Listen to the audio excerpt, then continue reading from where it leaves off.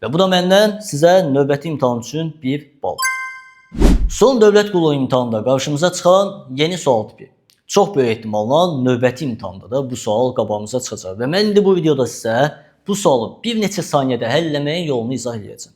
Sualın ətraflı isbatını deməyəcəm, bunun üçün ayrıca videomuz olacaq. Bu video qısa olmalıdır. Sadəcə sürətli həllinə baxaq. Bax, bizə deyir ki, zərrin qarşı üzlərinin cəmi 7-yə bərabərdir. Neyinirik? Cəmi 7 olan üzləri yazırıq. Baxın, 1 ilə 6, 2 ilə 5 və 3 ilə 4.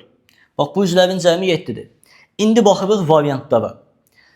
Hansısa variantda bu 3 cütlüyün 3-ünə aid də ədəd varsa, deməli həmin variant səhvdir. Məsələn, bax, gəlin əvvəl Y bəndinə baxaq. Y bəndində hansı ədədlər var? 4, 2, 6. Baxın, 4, 2, 6. 3 cütlüyə aid də ədəd var. Onda deyirik ki, Y bəndi səhvdir.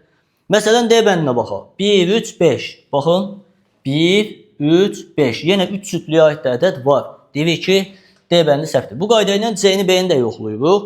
İndi A bəndinə baxaq. 1, 2, 5. Baxın, 1, 2 və 5. Fikir verin, aşağıdakı cütlüyə aid ədəd A bəndində yoxdur. Deməli, A bəndi düzgün cavabdır. Bax, sualın sürətli həlli budur. Baxırsınız variantlara. Hansısa variantda cütlüklərdən birinə aid ədəd ümumiyyətlə yoxdursa, o variant düzdür. Amma 3 cütlüyə aid də ədəd variantda varsa, deməli həmin variant səhvdir. Bax, bu da oldu bu sualı bir neçə saniyədə sürətlə həll etməyin yolu. Və bu da məndən sizə növbəti imtahan üçün 1 bal.